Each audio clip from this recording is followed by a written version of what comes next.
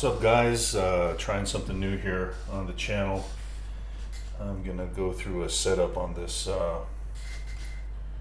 new Strat here. I'm not really gonna talk about what I'm doing because there are 1,000 videos on YouTube of every Tom, Dick, and Hank showing a setup. I might make some comments here and there about it. So I thought it would be cool just to sort of ramble a little bit and shoot the shit, give you some unsolicited opinions, or I don't know, just talk about whatever comes to mind. There's always a lot to say and nowhere to really say it. Not that anybody wants to really hear it, but I'm gonna put new strings on first. This thing came right out of the box. I got it yesterday and I haven't had a chance to play it yet. And I like to restring it. This is a 2023 model, oddly enough. I thought it would have been a 2024, given that it's mid-June, but I do not live in the United States, and with shipping and et cetera, et cetera, et cetera, who knows what and how long it took to get over here. So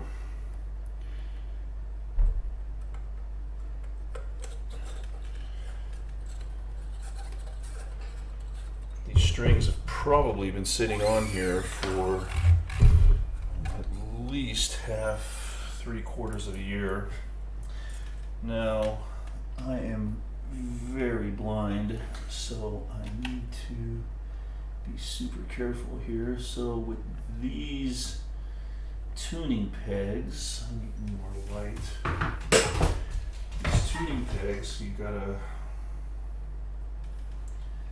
be certain that the hole, gosh, I am so blind and it's so reflective. I'm gonna get these holes just at the right angle. You want the E string at about 5 o'clock, so if that's noon heading away from the guitar, you want that E at about 5 o'clock. These are locking tuners. Not that that really matters, but let's see here, get that, yeah, about 5 o'clock right there. Another thing you gotta be real careful of is that the strings don't twist. I bet you a lot of people are out there playing guitars with twisted strings, so I always, hands are clean of course, I always like to make sure that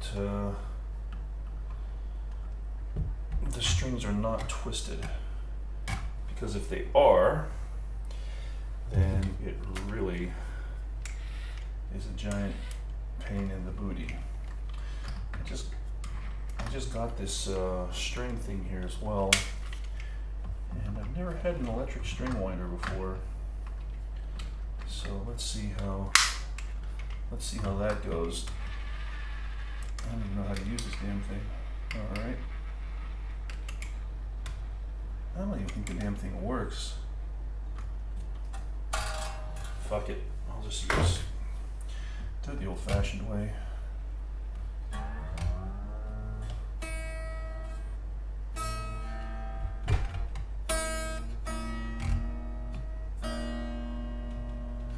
And I use a strobe tuner, even though it's a clip-on.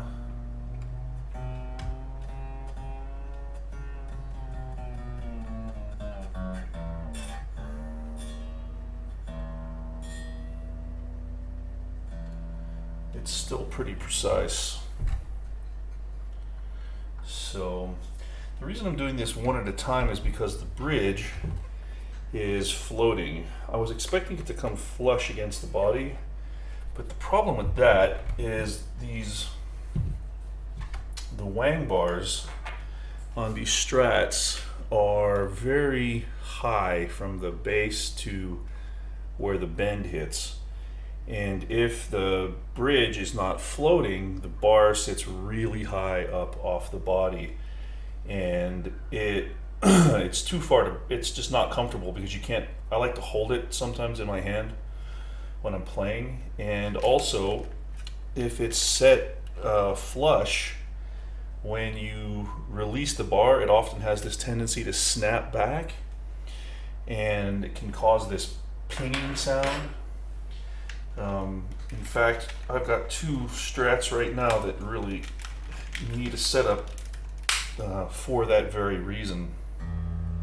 So another thing that I like to use is one of these guys right here. This is a string stretcher, and I think it's a much more safe way of stretching strings so that you don't break them when you stretch them, which I have done. I can't count the number of times that I've done that. So I like to use this thing to stretch my strings with. I don't really like doing setups. I do and I don't. I had a tech for a long time who lived nearby. He went back to the States, so I'm back to doing my own teching again. It's cool if I can just like put on some, I like to put on old TV shows and kind of listen to them in the background, or podcasts or something, and just kind of pass the time. It can be a really nice way of doing things. But I'm not particularly good at doing this stuff, and I can't see very well, so it makes measuring certain aspects of the guitar quite tedious. I've got a headlamp thing, a magnifying headlamp on. My wife always teases me that I'm going to go paint toy soldiers whenever she sees me wearing it. But with my vision being what it is, which is really shitty, it's a necessary evil. Maybe that tuner's not locked tight enough. Yeah, I think that's what it is. This thing's getting too much. There's too much play in this for that a minimal amount of stretch, so gotta be careful not to over tighten stuff as well. Yeah, that's better. That's a little bit more stable.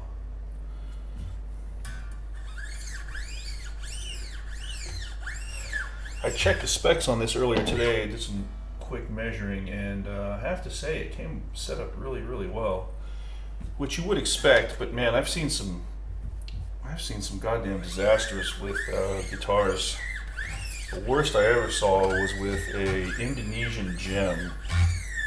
It literally had a bridge that was not set in correctly, and it was just, it literally had to be taken apart and rebuilt. I sold the thing. I sold all my gems. You know, it's funny as I've gotten older. This might be something worth talking about. I don't know if any of it's worth talking about or even listening to, but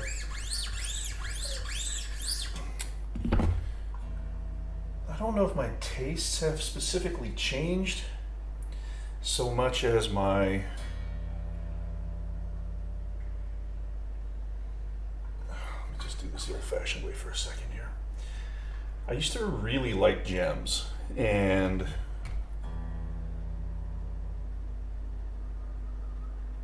the first guitar that I ever got that I like kept for, you know, I had a 76 Ibanez Les Paul copy.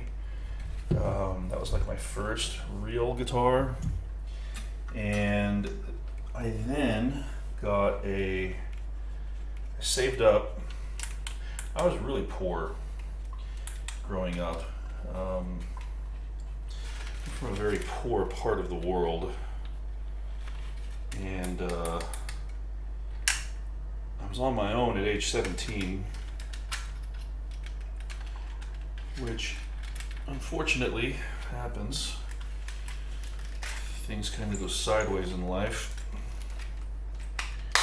And what is with the light on this thing? It's not working for shit. Alright, so much for this headlamp. Maybe I need to replace the batteries. But anyway, I I didn't start playing guitar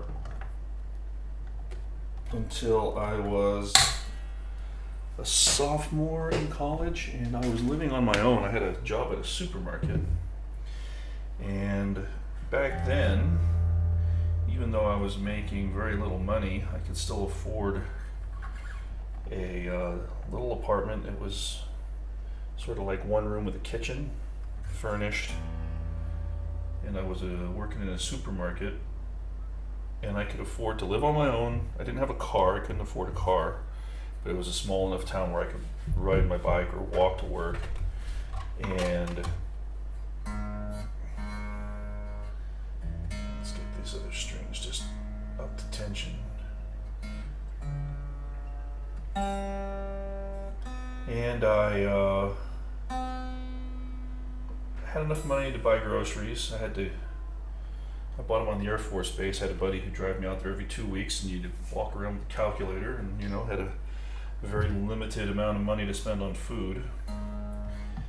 And after my sophomore year, I had to move from the community college, so to speak, the branch campus, to the main campus, which was in a bigger town.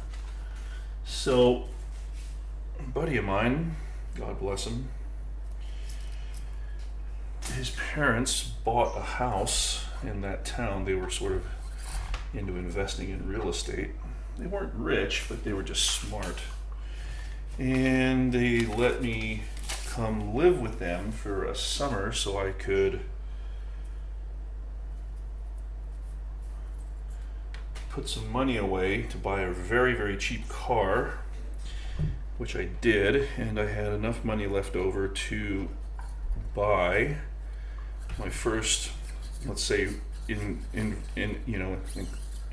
air quotes, first real guitar, which was a 1993. I still had that Les Paul copy. Where's the hole in this thing? I just can't see. God. There it is. And this one you want at about 4 o'clock on the, about 4 o'clock on the A string. And I just didn't like the thing that much. And so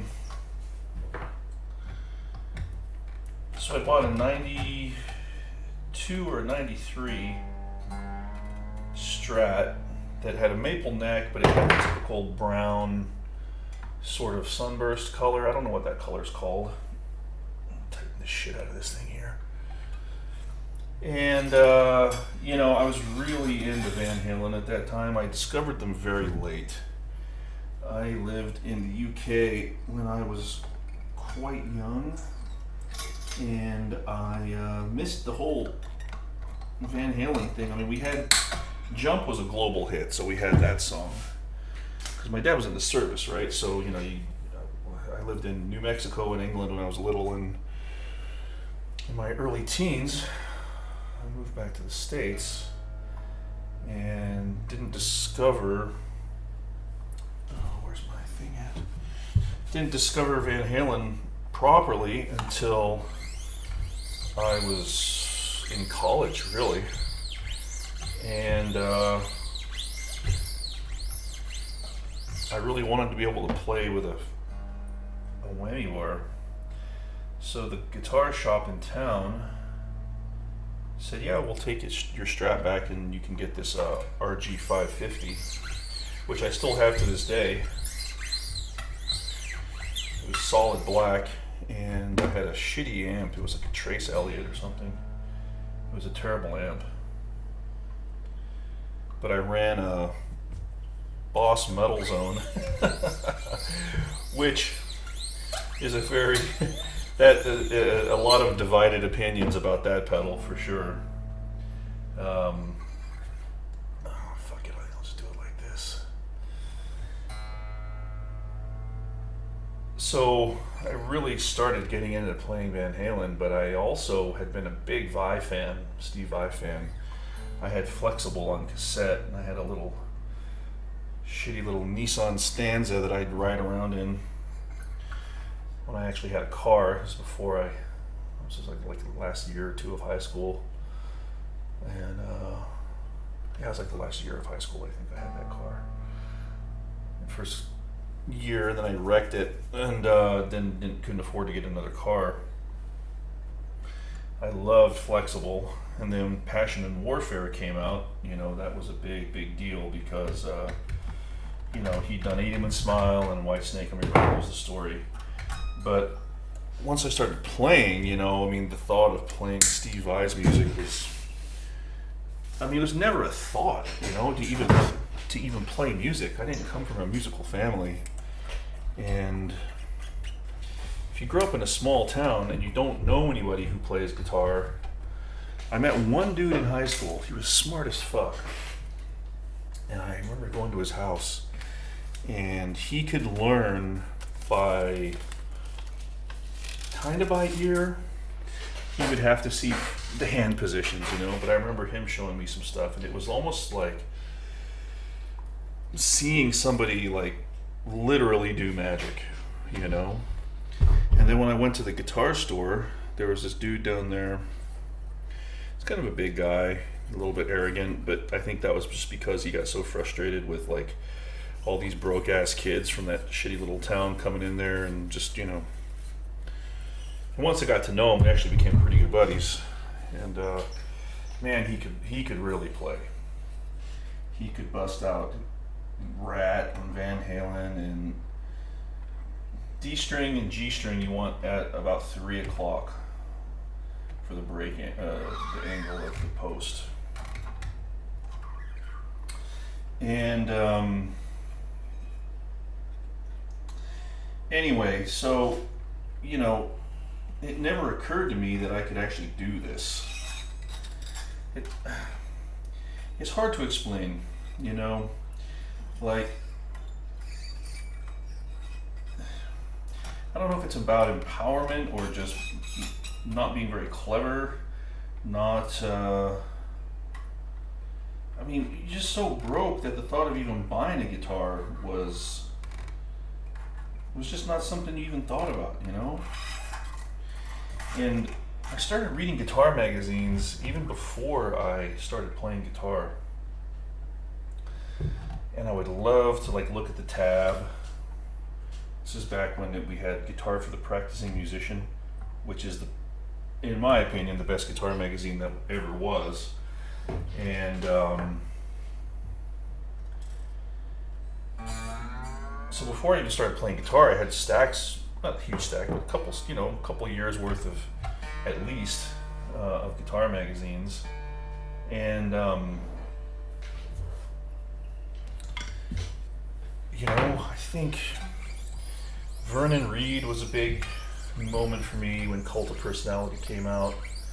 Like, that was like late '89. I'd always been a big ZZ Top fan, like even when I was real little. And, you know, I loved Nick Kershaw, I loved Adam and the Ants and Adam Ant, but I never thought about them as like, that was never just guitar music, that was just good music to me, you know. But, you know, it was Van Halen that did it for me.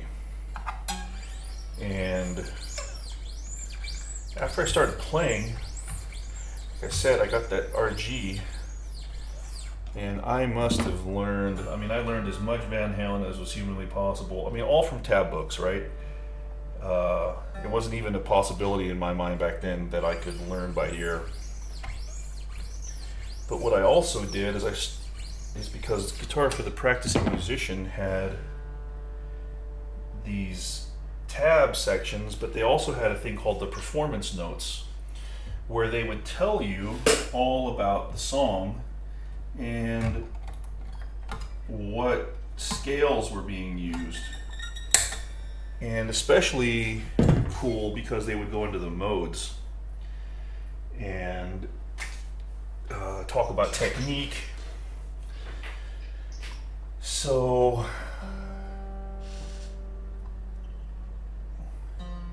you hear it, just unlocking the tuner. Listen, you hear that? Just unlocking the tuner has a huge effect on the pitch.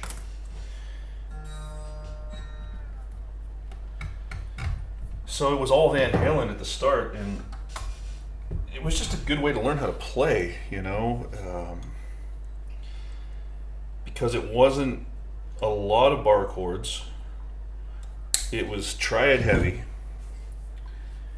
It was, of course, unorthodox, and he had a very mixed approach to scales where it was often, I don't want to say linear, but shapes across the fretboard, you know? And I mean, some of it was, of course, diatonic, right? But a lot of it wasn't. And it was all very slippery, and I think that, at least I look back at that, and I never, you know, like, I don't want to, I was never trying to be Eddie Van Halen, because, I mean, you know, look, I'd only been playing a couple of years, and I had absolute no one to show me what to do. And so when we moved to the bigger town, I found a music store there and became good friends with the owner and the tech. And he said that he'd give me a lesson, because I'd never had any lessons. And by then, you know, I was okay, you know, after we've been playing I don't know how long I've been playing, a year and a half. I made a lot of progress, you know, because I really loved it in between work, you know, when I wasn't working or studying, which was pretty much all the time. Oh, shiza, what happened there? I think it popped out with the, did it pop out? Oh boy.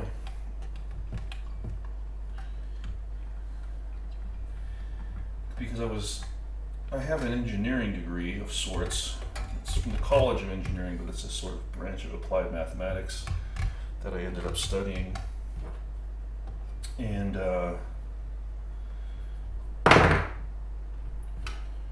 you know, it was tough. Working full time, always broke. What the fuck am I doing here?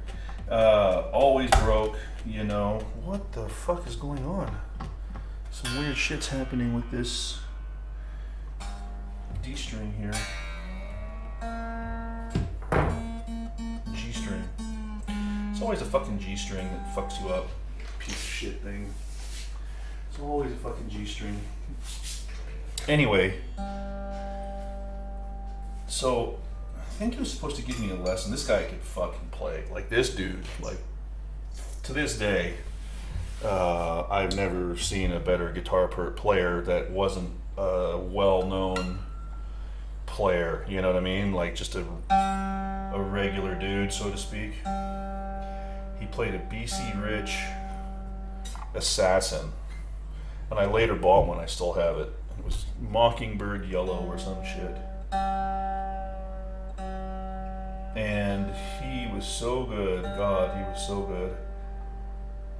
And very generous in his encouragement, and also very to the point if he had ways of suggesting improvement. And I don't really remember what happened, but he gave me a piece of paper with some scale boxes on it. And it was the 5 positions of the diatonic major scale. And that just simply means all 7 notes of a major scale across 5 positions. And, you know, believe it or not, I didn't know that they connected. And I started looking at them like, oh, these things fucking connect. I mean, I'm not a particularly bright person, I don't think.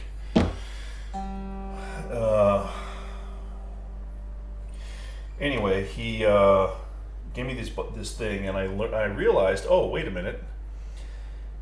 You know, these are just all connected. And then, from looking at those performance notes in Guitar for the Practicing Musician, and also I think I had a Steve Vai book or something that had some, was it that? I don't remember how it came to me, but I had this breakthrough pretty early on where I realized, or learned, not realized, learned, that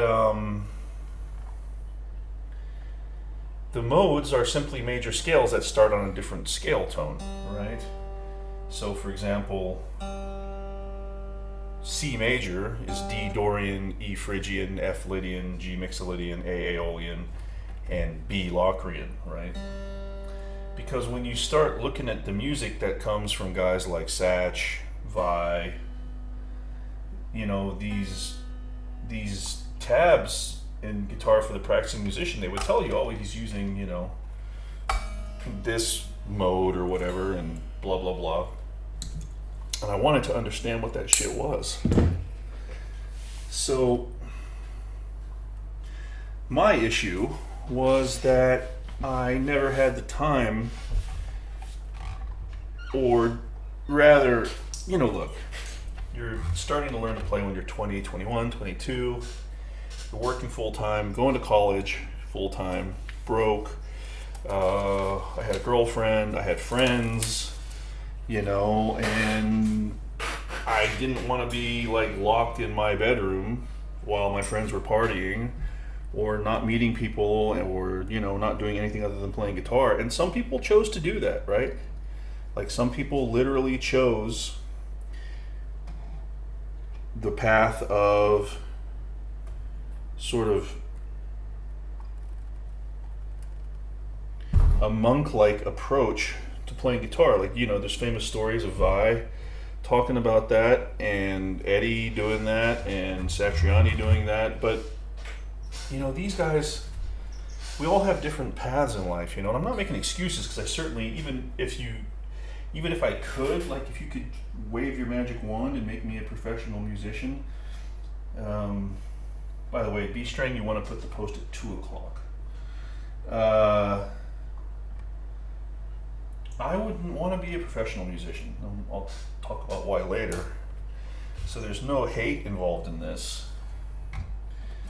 And, you know, but you have to understand that, and one of the things I wanted to talk about is, like, I think a lot of people struggle with perhaps the idea that, you know, they never made it, or they regret not trying to, and whatever does that even mean, right? And that's a topic I do want to talk about at some point. But so the theory breakthroughs came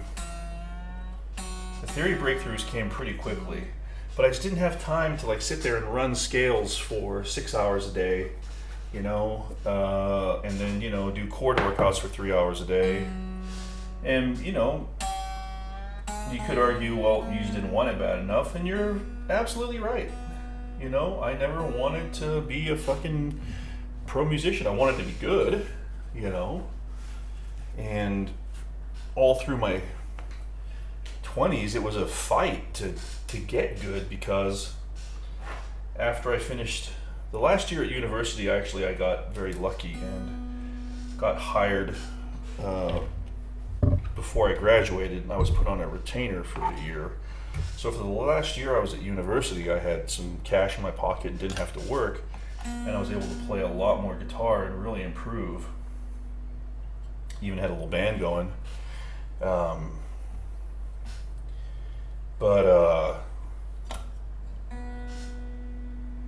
You know, it was just ripping stuff out of tab, you know what I mean? The first song I ever learned entirely by ear was Wonderful by Adamant, and I couldn't believe that I did it. I'd been playing guitar for, I don't know, a couple of years at that point. Maybe 2.5 or something. I don't know how long it had been. But I'll never forget, like, being like, holy shit, you know, figure this stuff out. But after university, I had a job where I traveled a lot.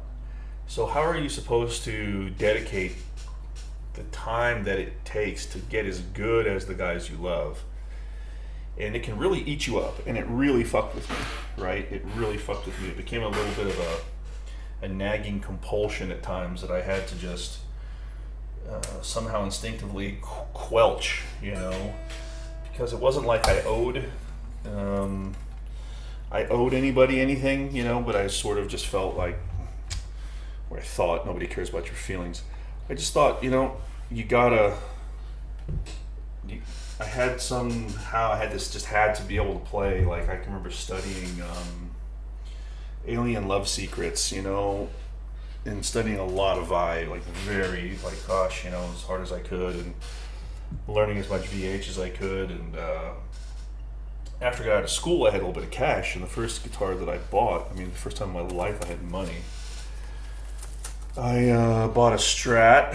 I bought a 90. I bought it in '96. I think it was a '94 actually. Strat Plus. It's been in my guitar collection video. It's been a pretty popular video. People like looking at guitar collections. I do too.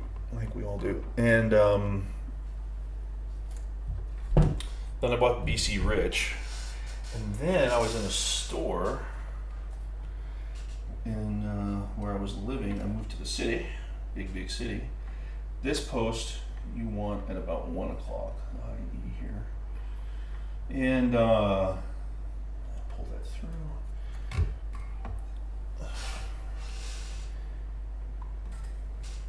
And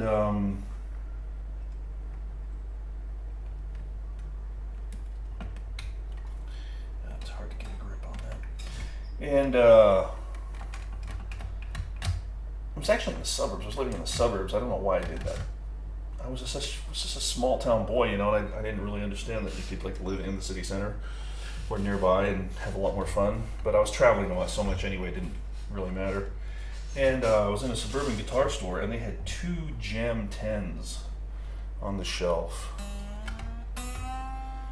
And this was '96, just when the Gem 10s had come out, and they only made 777 of them, I think. And I might be wrong on that, but I think they only made 777. I don't remember. So I bought one, and a buddy of mine bought the other. And that was my first Gem. And man, I loved that guitar, you know. And I didn't want to be Steve Vai. I just wanted to be able to play his music. You know what I mean?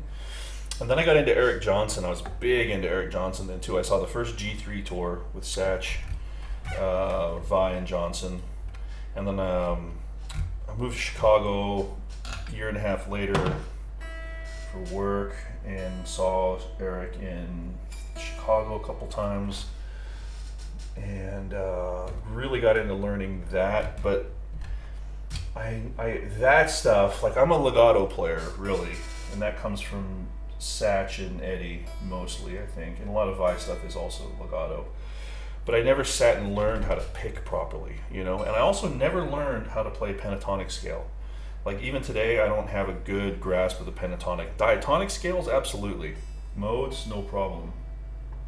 But the pentatonic, I still need to really work on getting comfortable with that. I mean, Paul Gilbert has been a big inspiration recently over the last few years about me wanting to do that. But all right, that should be good enough for now. And so you know, you kind of run up against reality in a way, but as long as you have a decent grasp on it to begin with, you know, I knew I was never going to be a player, but I just wanted to be good. And I'll tell you what, man, it was hard because I started traveling like at least 50% of the time. And you know, I don't know. I don't even know what I'm trying to say. And then I got into Monty Montgomery. So then I got into playing acoustic, and that really, to be honest, is my true love on guitar, is acoustic guitar.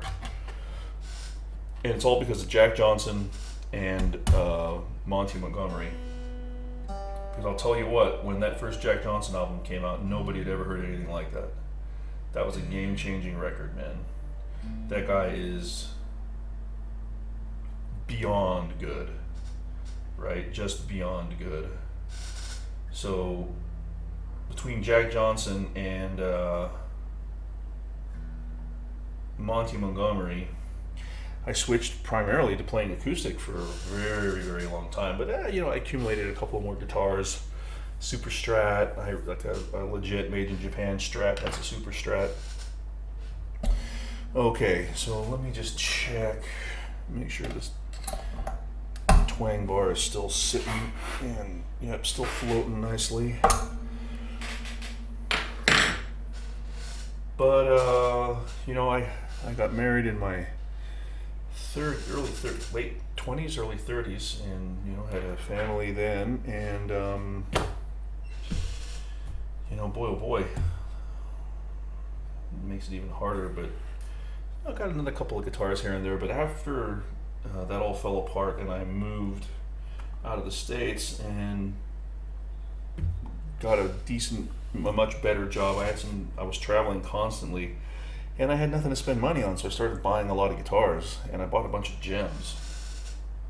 And over the last few years, I've just really, I think something happened, and I just lost touch with the 24 fret neck. I like 22 fret necks. I think that's really what it is. Oh, I just gotta check my stats here. So first, all right, let me check the neck curvature on this thing, check the relief. And I just love the way the gem looked, I bought the seafoam green one, I bought the woody gem, I bought the floral pattern 2, I bought a black one, I don't remember what model that was. I bought a universe, green and black. I had a gem 20. And now neck relief. I am not super fussy about this. I don't think it makes that big of a difference, to be honest with you. So a little bit tight at 10. Spec on this is 6 thousandths. Let's see how we're doing there.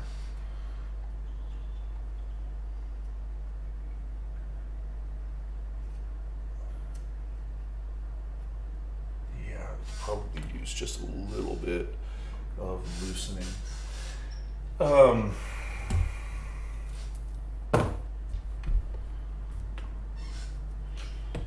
Yeah, and then over the last few years, I sold all my gems. I had one left. It was the floral pattern 2. And beautiful. But I don't think it's healthy to covet things, right? And I coveted that guitar. I never played it because they fucked up on that guitar. They didn't put the all access heel joint on it. So if I wanted to play that kind of guitar, I would play my RG 5120, the Prestige one, which in fact I think is a better guitar than the Gem for me, right? In that I just like the way it feels better. I like the Gem's pickups, the hum single hum. I love that, right? But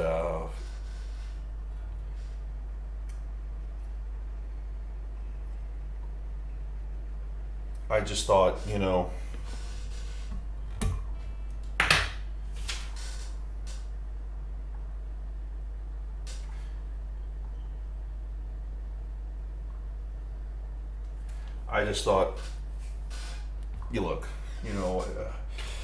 my wife really didn't want me to let it go,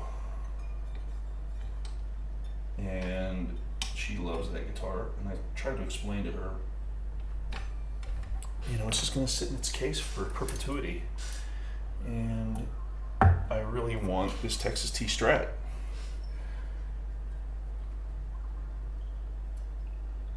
Yeah, that's pretty good right there. So it's interesting how something that you once loved so much could become something that you don't not love. I still love gems, and I will probably get a Pia one day. I wanted to get a Pia, and I had a black one on order, but I canceled the order because it was a 1.5 year wait time. Got my money back and bought my purple Paul Reed Smith, which was the best decision I ever made because I friggin' love that guitar. That guitar was a game changer for me. So let me just read the specs on what they suggest the action to be now. I thought it might be interesting to talk about this. So Fender says 4/64 at the 17th fret. Some people say 6/1000 at the high E with capo 1 at the 12th. I've always measured action at the 12th fret. It was interesting to read in Fender how they said check it at the 17th without anything, but I always do it this way, where I put a capo here and measure it at the 12th fret. Now, let me just see if I can, what have we got here? We've got about, gosh, I'm so blind, guys, it's really bad. There we go.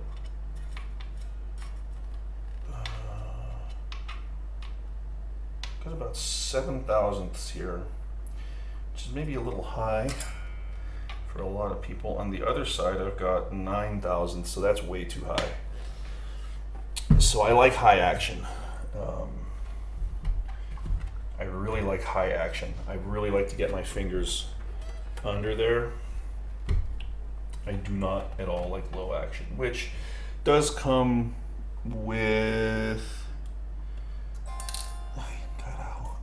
it does come with some trade-offs because you can't, I don't think you can play quite as fast, but I'm not really into, I'm not as into that as I used to be. And I really can't play fast anyway, so it doesn't matter. Bring this down quite a bit here. All right, there we go. And let's check that. So we're down to right at 7, right about at 7 thousandths on that side. That hasn't changed, of course. What am I doing? Yeah, right about 7 or 8 thousandths.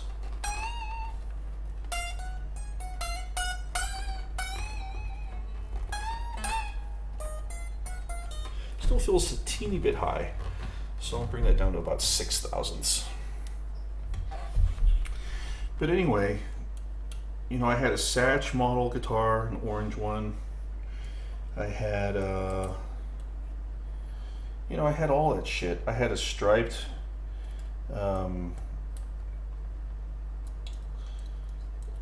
Frankenstein style guitar Strat that I bought and had souped up. And I just got rid of it all. And I think the thing was that it came down to was that I started to feel like those guitars were not mine. They were somebody else's guitars, you know? And I started to feel like I was cosplaying almost with those guitars. And quite honestly, like, it felt douchey, right? It really felt douchey. Like, I could not in any way, under any circumstances, see myself going on stage and holding one of those guitars, right? So, and I just got sick and tired of, and also, I don't know, nah, I shouldn't say that. Just kind of just became not my thing anymore, you know? So to not have a gem is kind of weird, but I still have my RG 550, which has Evolution pickups in it. And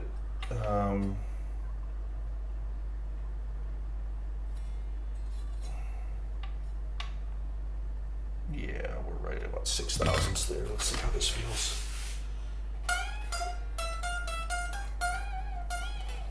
Gotta be able to get your fingers really underneath that string. So I have very big hands. I can go from the 7th fret to the 21st fret, right? Like very wide, big hands. And I don't think that's great for guitar playing. I really don't. I think medium-sized hands are ideal for that. So I need to bring down the saddles on these other puppies here. But I just always loved Strats. I like the way they look. I really like the way they feel.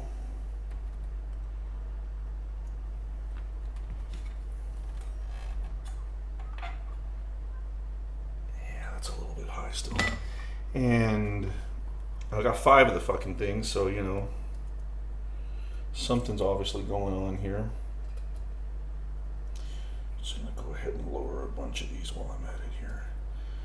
And I am going to radius this saddle in just a second, but I can tell these are all a little bit too high.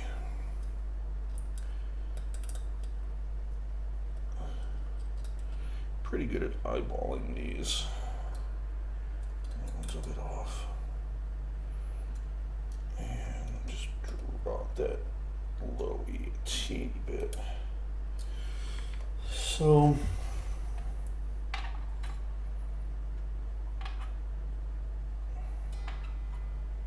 yeah, this is all looking pretty good.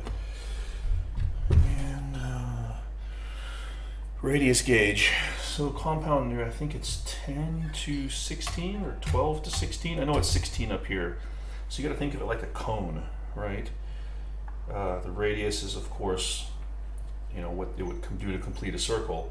So you have to think of a compound fingerboard as a cone-shaped thing, right?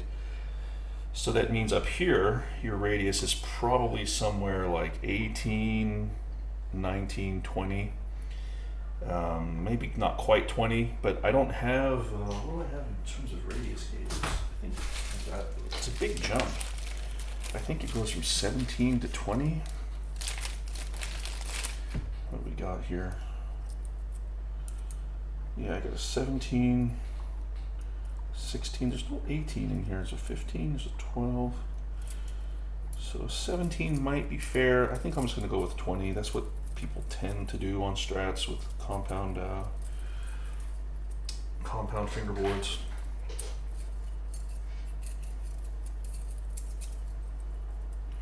Fretboard, whatever you want to call it. Fingerboard is a unfretted instrument. Like this is a tremolo in many people's vernacular, but it's really a vibrato. Tremolo means change in volume. So a couple of ways you can do this, and one is I'll get this thing up in here, and it's hard to see, but it looks like they're all touching relatively closely. Also bring it underneath here and just kind of pull up on it, and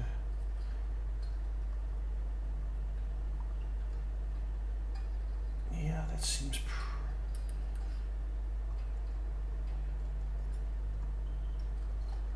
I think the low E is a little bit high, but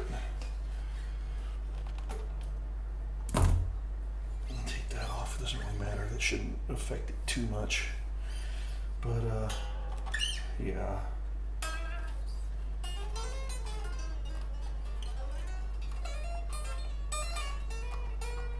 Yeah, that's probably all right. So action and neck relief are done. Also, you want to check the, I don't think I need to. Oof, out of tune as fuck though. You gotta check the nut slots. That's half a step down.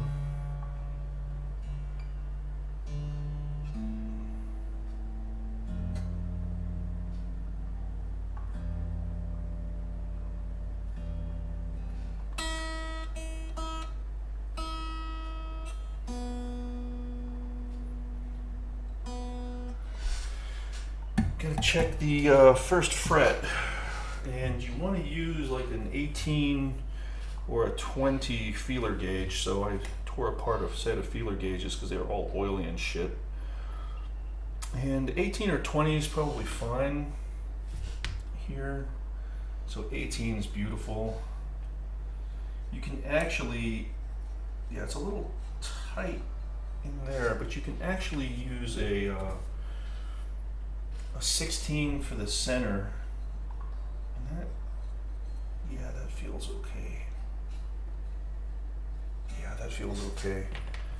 Yeah, I think we're good here. So the nut slots are cut well, right? I have a set of diamond tipped nut files, like the ones you can just buy like in a set. I don't like using them because if you fuck up your nut, you can fix it. You can fix it with a combination of like bone dust or baking soda and super glue. Just fill it in and refile it. That works fine. I completely forgot to put oil in the nut. I've got this nut sauce here, stuff that your mom likes, and I'm gonna put a little bit of that in here. And let's see, does this shit still work? I think it does. What can I use? I guess I'll just use the tip of this thing. Put it on there.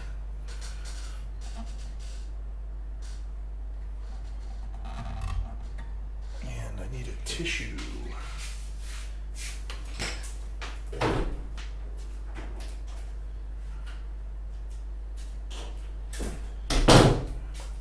Box of tissues on my bench here, but I ran out of them earlier. I forgot to get them out of the storeroom.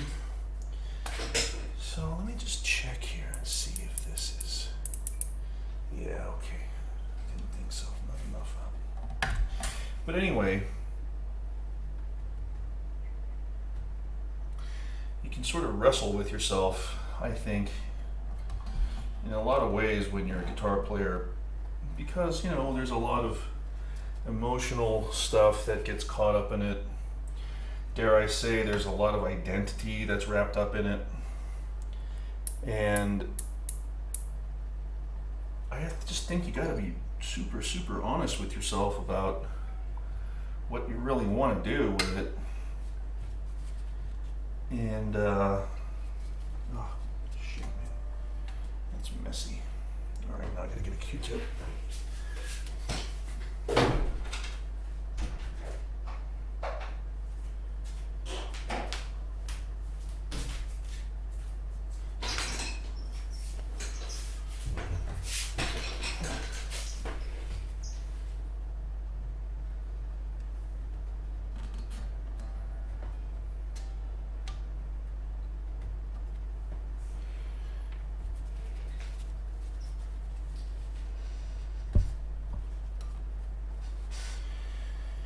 And time flies, right? And I'm not a young guy anymore. And I spent so much of my 40s, like literally all of my 40s on the road. And when there was times where I would go a long time in between, even playing. And kind of had gotten to a point where I'm like, well, what am I even doing with all these guitars? I was just, I was single. Pardon me, excuse me, guys. And, look, I make a good living, but, when you're single and you don't have any debt, and I didn't have a lot of overhead, and I'm traveling all the time, so I'm not spending money, I ended up with 29 guitars, By the time I was, in my, excuse me, goodness. Sorry about that. By the time I was in my late 40s, I had suddenly accumulated all these friggin' guitars and barely played them. And, that's better. And, got to the point where I'm like really wondering why I even have any of them. Because where I live, the music scene isn't great. And I was traveling constantly, so I couldn't commit to a group. Didn't really want to do the solo thing because the scene here is just totally fucking shitty. And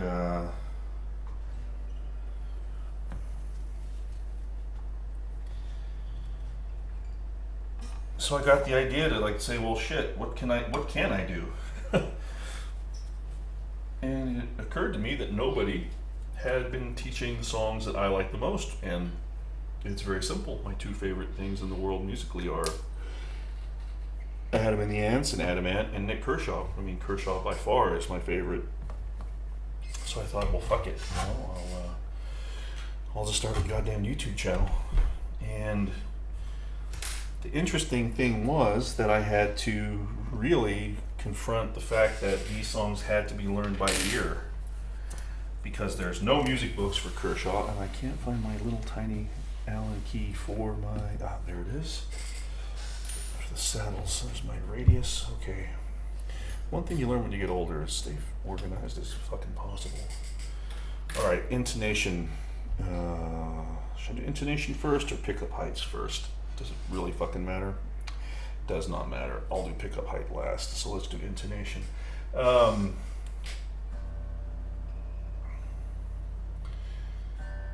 So I said, okay, well, I'll just, I had, it was weird. I had always dabbled in learning stuff, but learning stuff by ear, but I was never that good at it. And then just one night I was real messed up on whatever it was, and just like suddenly had a breakthrough where I'm like, you know what, I can figure out these songs, and just started going nuts and learning everything by ear. Not everything, like jazz, which I'm not interested in, and some stuff like real fast lead stuff, which I don't play anyway. There's tabs for all that stuff anyway. But figuring out harmony and melody and all that stuff, and being able to do that now, because some of that Kershaw shit that I've done, some of that music is, the chords themselves are seldom complex, but the arrangements, are real interesting. What am I doing? Intonation. And, oh, that's actually dead on. Oh, maybe not. Oh, not bad. Not bad.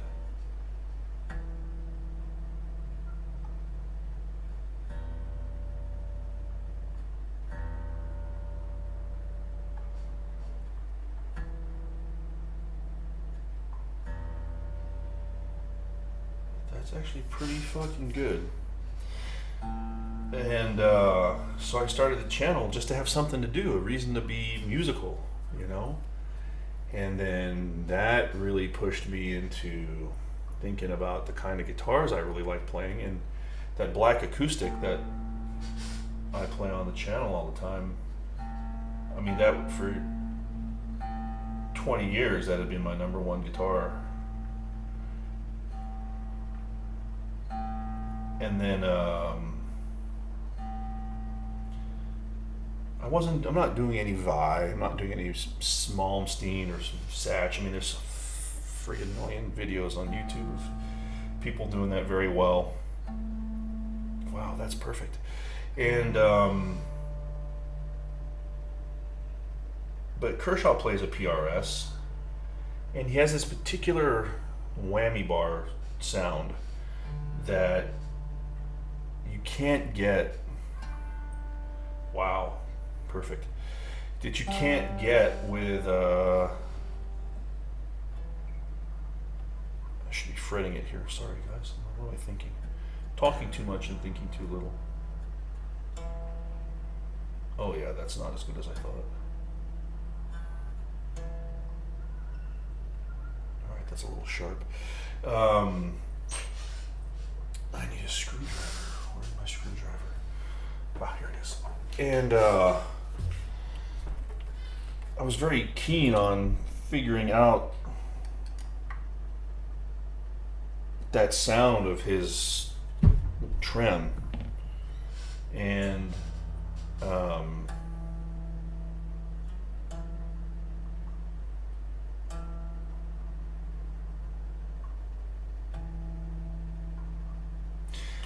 I think I'm going to get my strobe tuner is good, but it doesn't really yeah, it's just easier to use a it's just easier to use a real tune for this stuff.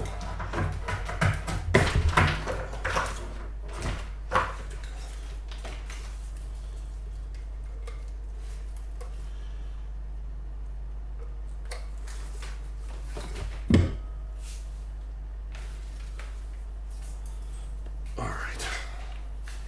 So I bought that PRS, and after you've played gem and RG style guitars for a long time, you really do get used to that very thin, wide neck. You know, look, I played Strats, of course, you know, for ever as well. ¿Qué carajo is going on here? Why is this thing not turning on? Okay. Oh, I know why. I'm plugging in the wrong cable. No, todavía no.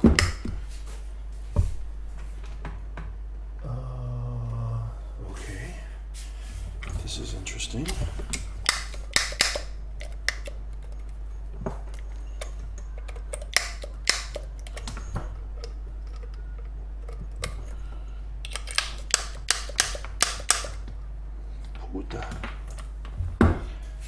What is going on here?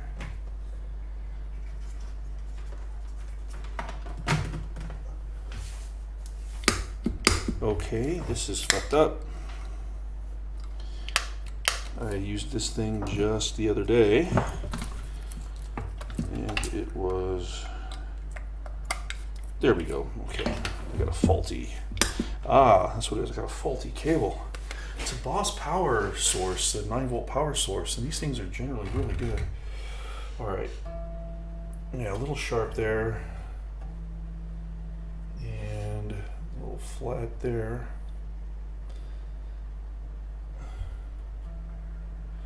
All right, just a little bit sharp.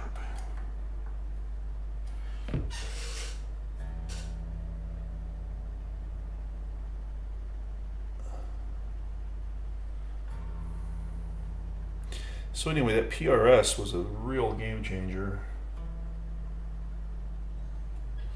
because that trem is unlike anything else. You know, I have been conditioned essentially with Floyd's. Oops, wrong way. Yeah, especially like the Ibanez, the Edge, right? Which is the best, hands down, of all the Floyd systems.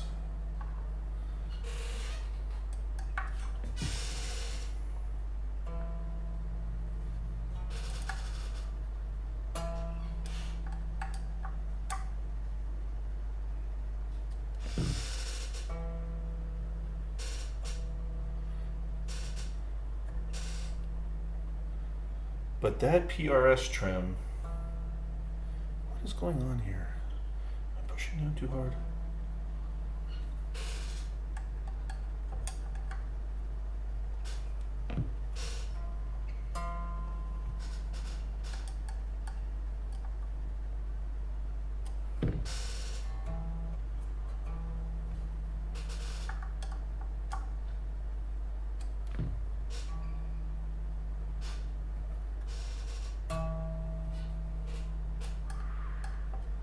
Wow, these screws are super sensitive.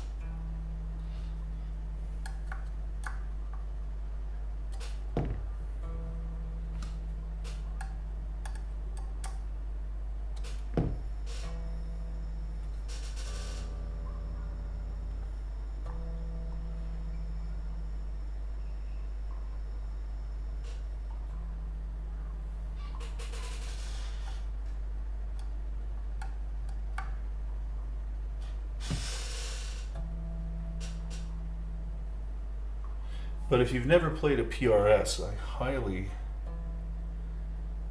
Wow, what the f... there we go. Okay, we're pretty much spot on now. All right, got the A string here.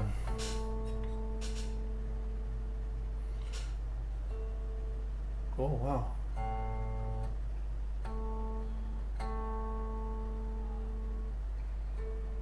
Dead on. Alright, the D is slightly off.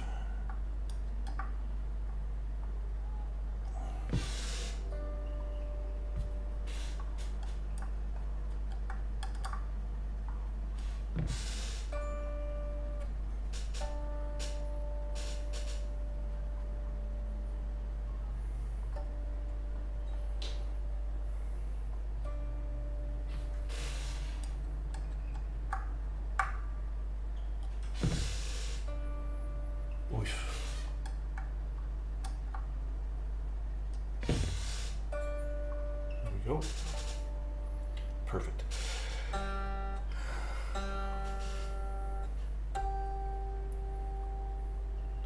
So I think that's why I've stuck with that PRS, even though the neck isn't my favorite, right? I still prefer an RG Wizard to kind of the RG, the new RG series, the Prestige RGs have the best necks in my opinion that exist in the world of guitar, just for their shape. But I'm not playing super fast stuff on the PRS. I'm doing mostly the Kershaw stuff with it.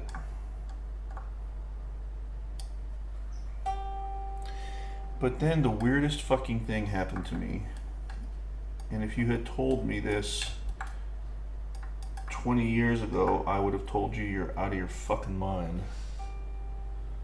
And that is, when I started the channel, the original idea for it was to do Adam and the Ant stuff. So I knew that that would be a no-brainer, right? Like I can learn those songs in minutes, you know. Sometimes the first time I listen to them, I can learn them, or I can even hear what it is in my head before I even pick up a guitar. Perfect. And so I started with the Kershaw stuff, and when I started doing the Ant stuff, I realized that I didn't want to do the Ant stuff with a Strat, a PRS, an Ibanez. So I went out and luckily stumbled across a very affordable Les Paul Special TV Yellow from 1980. Perfect. And I love it. Like, I cannot tell you how much I love. Like, if I had to keep one guitar out of all my guitars, it might be that one, right? There's just something so simple about it. Those P90s sound incredible. The neck isn't my favorite, but I don't care. I had my tech take the finish off of it. And I just love everything about it. I think it's just the fact that it's so, it's just like, it's like the most simple, there's nothing adulterating me, right? It's like that guitar, you have to be, you're super honest with that guitar, right? There's no, yeah, I think adulteration is probably the best word. It's a very honest guitar, you know, and you get out what you put in. True for all guitars, but there's something about that special. Right, that's a little bit off.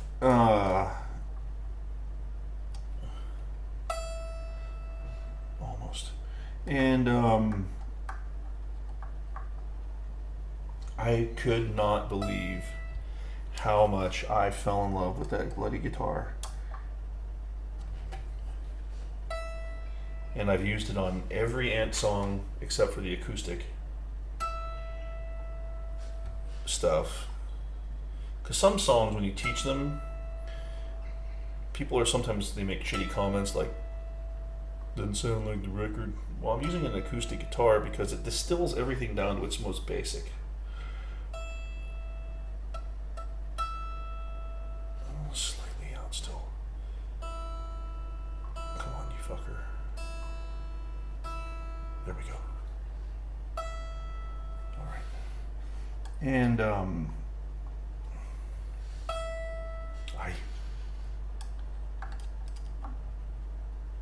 but that's special. And that PRS, man, I tell you,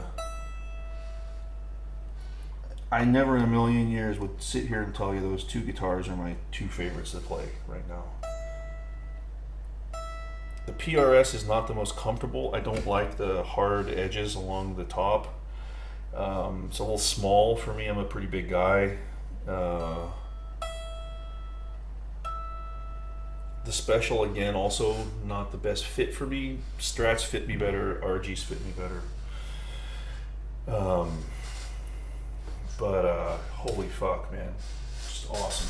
So intonation is done. And now we need to do the pickup height. So the Fender spec on the noiseless pickups is 3.6 on the bass side, 3.6 millimeters, 8/64ths. So again, so hard for me to see, but 8/64ths. So what's the easiest way to do this? Actually, probably to use. Where is my? What did I do with it? Gosh, see, I'm so. Yeah, there we go. Such a scatterbrain sometimes.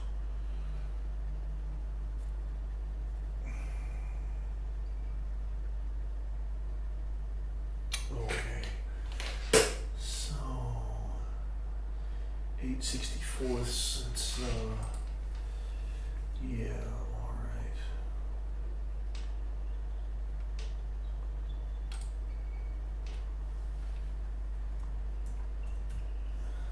0.13. Okay, 0.125. So let's check this.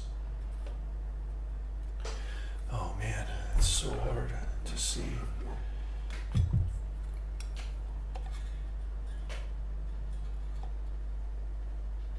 Yeah, that looks pretty good.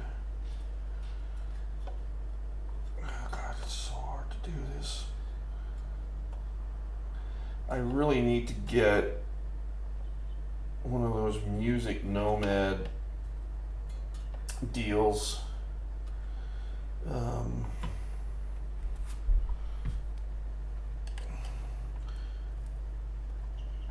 Because they are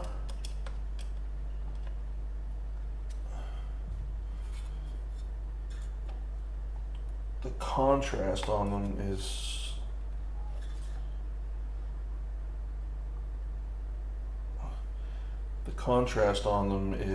so much better. Instead of silver on black.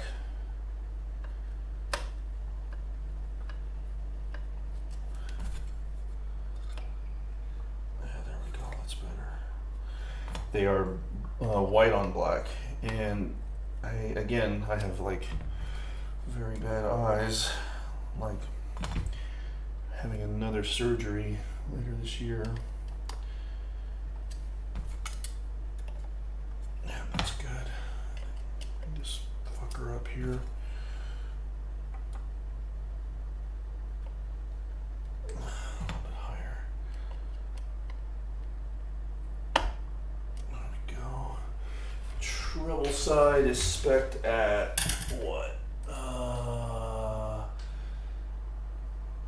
6/64ths. So that's cool. That's that's 909. So yeah, that's good. So the bass side was a little low. I don't know why. So there we are. It looks like our setup is done. So I'll wipe off my fingerprints and shit here. So anyway, guys, maybe not the most interesting topic, sort of free thought. I'm gonna do more of these and maybe get into some more of the opinions about everything I think that's wrong with guitar in 2024.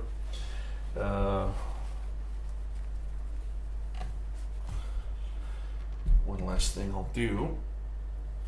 But it's just interesting how I think that's the outside. Is that the outside? Yeah, that's the outside. I just think it's interesting how, you know, whatever you think the future is going to be, it very seldom turns out that way. Like, I never thought I'd have a, you know, I get married again, you know, have a family again, you know, and especially having a daughter at my advanced age. But I'm in good shape. I look relatively young and I feel great, so it's all good. I'm stable financially and my marriage is very strong. I live in a nice place, so it's a result. But it's also strange that, you know, I started the YouTube when I was 49. And it's the best thing that I've ever done musically because it gives me a reason to stretch my abilities, learn more. My ear has gotten a lot better. And, you know, I look for songs that have never been taught before, or if they haven't been taught to what I consider to be, you know, correct. So, you know, there's all the challenge in that. It's fun talking to people. In the comments, I don't give a flying fuck if I have 1 subscriber or 1 million, as long as I enjoy what I'm doing. I didn't start this channel to get subscribers. I don't give a fuck about that. I appreciate anybody who does subscribe and I appreciate anybody who watches, but I do it because if I don't, who's going to put up a video for all that Nick Kershaw and Adamant stuff and the ZZ Top stuff and the random stuff that I love? And it's you know, culture. Music is culture, part of culture, and if it's not preserved by somebody, then it just goes away. So that's the end of my setup. So I guess the next thing to do is to put this sucker through its paces and get a video up on the channel with it. So I gotta think of a good song for the Strat. I think I'll do a ZZ tune. I was thinking of doing a Pearl Necklace because I don't think there's a full lesson for that up. And I love El Loco. That's the best ZZ record in my opinion. I should do a video for every song on the channel. But anyway, guys, that's it. If you watched this far, then don't know how to thank you for that. And if you liked this, let me know. If you want me to do these live and have live chat, let me know. If there's any topics you want me to, you know, talk about, let me know. So thanks everyone, take care, God bless, and see you soon.